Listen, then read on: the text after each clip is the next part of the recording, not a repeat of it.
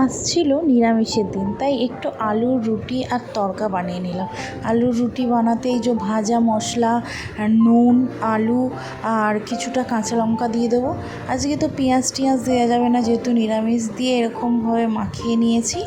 মাখিয়ে নিয়ে এবার আমি আগে থেকেই ময়দা মেখে ডো করে রেখেছি। সেই ডোগুলোর মধ্যে এই আলুর পুরটা দিয়ে দিতে হবে। দেখো, একটা খোদল মতো করে, মানে বাটি মতো শেপ করে তোমাদের এইটা, মানে আলুর মাখাটা তোমাদের ওর ভিতরে দিয়ে দিতে হবে এবং দিয়ে দেওয়ার পরে এটাকে ভালো করে চেপে মুড়ে দিতে হবে, যাতে আলুটা যেন না বেরিয়ে যায় কোনো সময় বেলার সময়।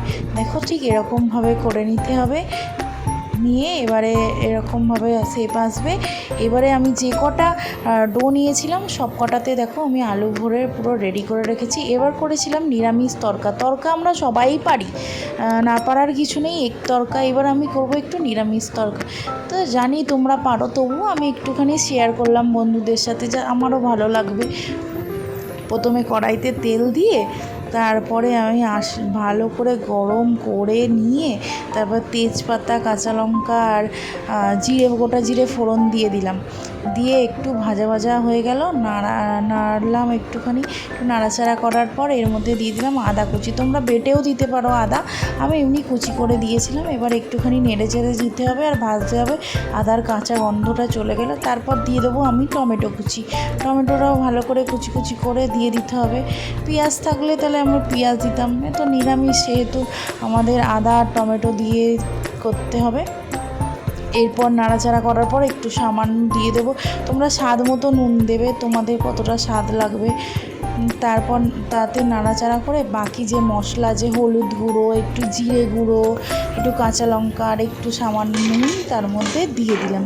দিয়ে এবার সেটাকে ভালো করে তোমাদের এটা কষাতে হবে, আর এটা মিডিয়াম আঁচে রাখতে হবে।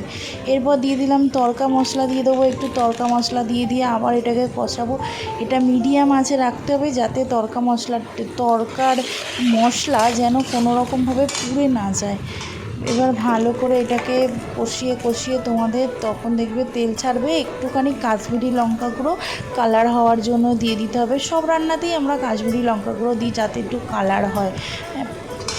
কাশ্মীরি লঙ্কা গুঁড়ো দেওয়ার পর এটা ভালো করে একটু নেড়ে ছেড়ে এর মধ্যে একটুখানি জল দিয়ে দেবো। জল দিয়ে যাতে না পুড়ে যায় মশলাটা, জল দিয়ে আস্তে আস্তে এটাকে নাড়াচাড়া করে তারপর দিয়ে দেবো কড়াই সিদ্ধগুলো।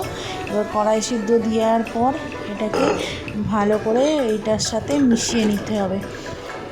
ভালো করে মিশিয়ে নিয়ে তোমাদের এটাকে ফুটতে দিতে হবে।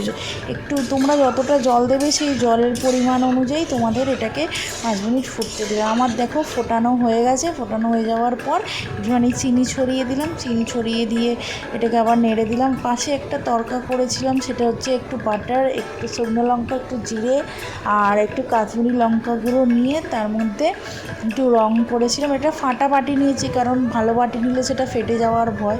এবার আমি দিয়ে দেবো এটা তড়কার মধ্যে। দারুণ টেস্টি হয় এটা খেতে গেলে।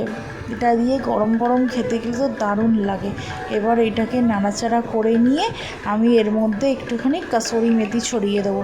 এবার কাসুরি মেথি ছড়িয়ে দেওয়ার পর এটা নাড়বো একটুখানি, নেড়ে এটাকে মিশিয়ে হয়ে যাবে। তোমরা টেস্ট করে নেবে একটু। তোমাদের যদি মনে হয় নুন ঝাল একটু কম আছে তাহলে তোমরা দিয়ে দেবে সেই হিসাবে। আমার এখানে সব কিছুই ঠিকঠাক ছিল।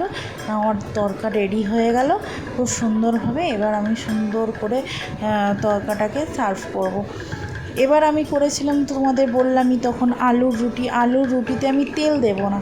তেল না দিয়ে আমি এটা কাপড় দিয়ে সেঁকে নিয়েছি। আমার আলুর রুটি তৈরি হয়ে গেছে। তার সাথে আমি এবার ডিনার দিয়ে দিলাম। একটু টক দইও নিয়েছিলাম। এইটা তোমরাও একটুখানি টক দই আর তড়কা দিয়ে খেয়ে দেখো, দারুণ টেস্টি লাগবে।